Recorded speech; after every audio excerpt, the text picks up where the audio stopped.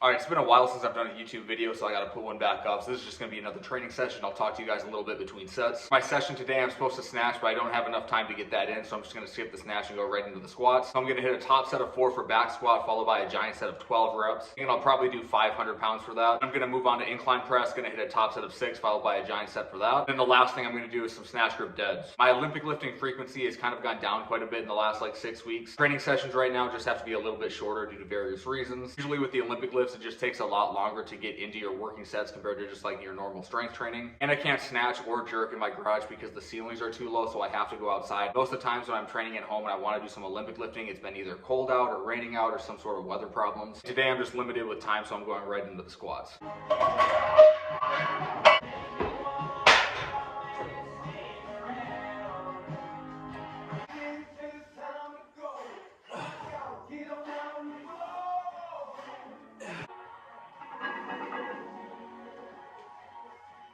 All right, top set of 4 or 500. That took me 9 minutes to build up to.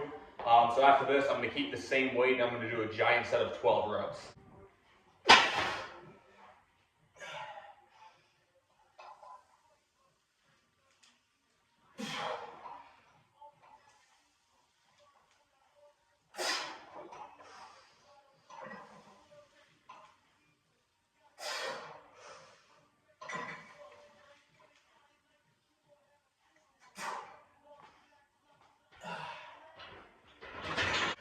So Cody Hughes just put up this poll on Twitter asking if strength and conditioning coaches should play a sport. The vast majority of people said yes, I said yes, but I don't like some of the reasons as to why some people think strength and conditioning coaches should play a sport. I think strength and conditioning coaches should play a sport. I think almost everybody should play a sport. It just makes you a more well-rounded athlete. Justin Lima had a pretty good reasoning for why you should play a sport. He said it's important for strength coaches to know what it's like to lift 80% or 90% or whatever percentage they're programming for the athletes coming in after practice or a day after practice or something like that, so that we have a better understanding of how that actually feels. Because if you're just lifting and that's like your primary source of like athletic feats, you're always like relatively fresh, or like 90% is actually 90%. But if you're coming in after playing basketball the day before, 90% is going to feel a lot heavier than it is. He had a few other good reasons in his tweet. I'll put it up here on the screen for you to read. One reason that I saw in this thread that I really don't like, and I've seen like various similar sentiments as this one specific response, is that strength and conditioning coaches should lift so that we stop programming and we stop programming for our athletes as power lifters. Using squatting, benching, and deadlifting as your training or the Olympic lifts does not make you programming for a power lift. It doesn't make programming like a power lifter or an Olympic weightlifter. You use those exercises in training because it's the most effective and most time efficient exercises to train the entire body to produce more force,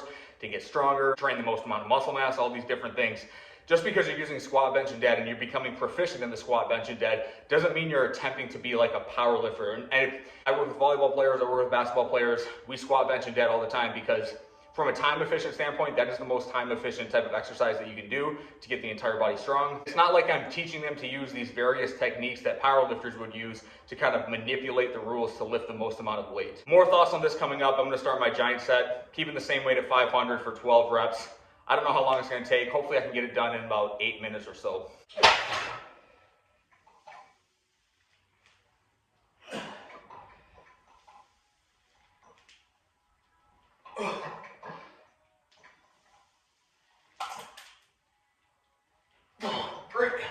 So many of the coaches that I say something like this, that strength and conditioning isn't powerlifting, stop using squat, bench, and dead, it isn't powerlifting.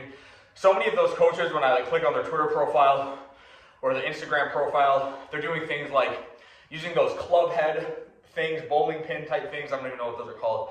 You guys know what I'm talking about. Or they're doing like these so-called like reactive medicine ball throws or like pal-off presses, cable work. And it's like, that stuff is not applying a stimulus that's going to create any adaptation within the organism compared to squat, bench, and deadlift heavy.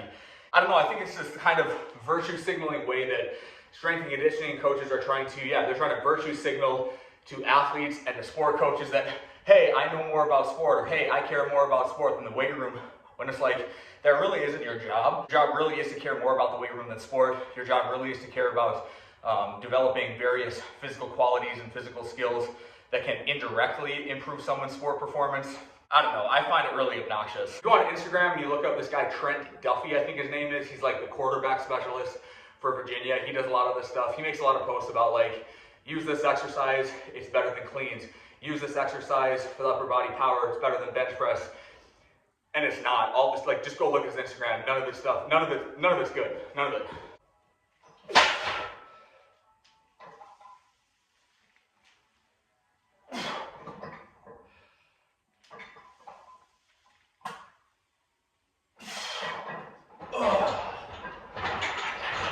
I'm at 5.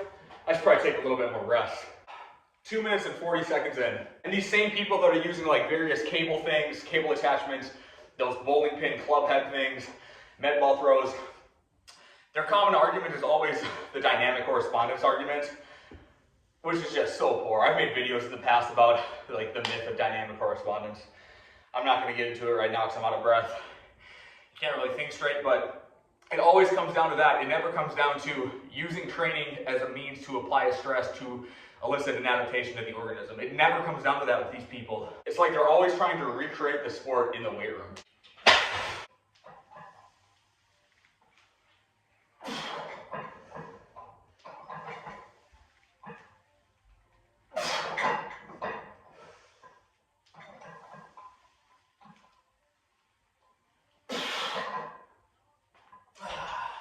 I think actually a really good reason as to why strength and conditioning coaches should play a sport is for the conditioning aspect. I think it's really easy if you use lifting as like your primary means of exercise, your primary means of being athletic, you kind of lose sight of how important conditioning really is.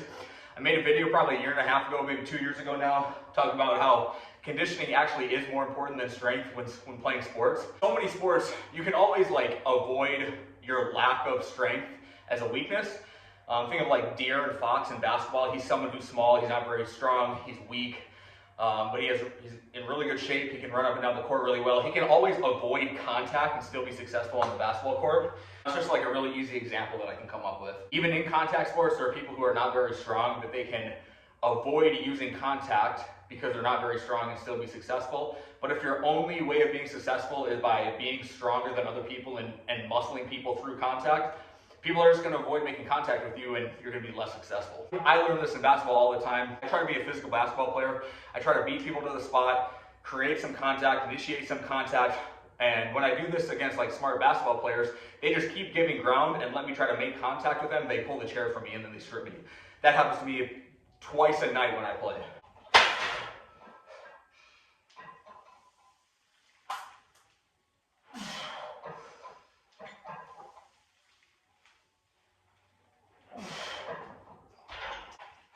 Eight minutes in.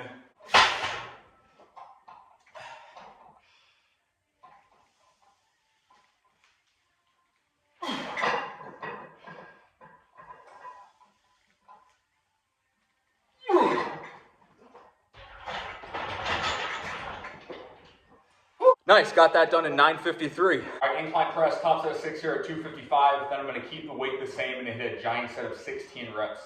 Here's top set.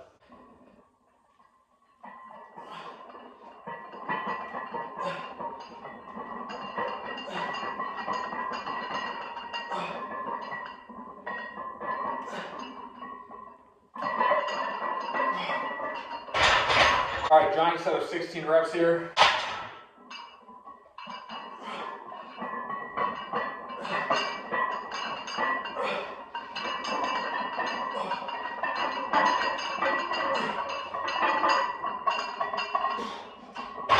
The thing about playing another sport outside of like being in the weight room all the time, it just makes you a better coach. You like understand, it sounds so gay, but you like understand movement better. You understand how to cue people a little bit better. You can always relate your coaching cueing in the weight room out to like whatever sport your athletes are playing if you know that sport too. The last thing about it is, like when I used to work with the basketball team at UND, they knew that I play basketball. They know that I can dunk.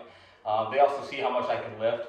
It just makes them respect you more. It makes them buy into what you're doing a little bit more. Let's be honest, if you're just like a fat guy, you can lift a lot, but you're not very athletic. You don't really have any skills outside of the weight room. You can't shoot a basketball. You can't stick handle in hockey. You can't serve in tennis or anything like that. And you're like super nerdy.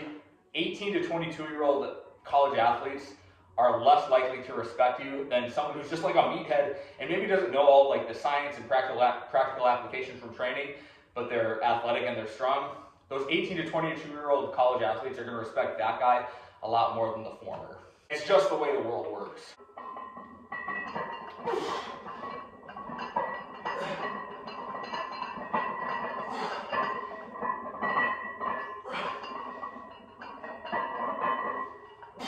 Bench is from Proform. It absolutely sucks.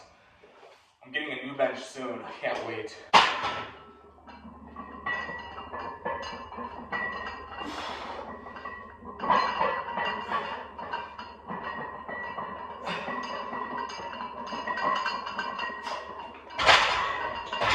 In my mind here, instead of the snatch grip deads, I'm just going to do RDLs.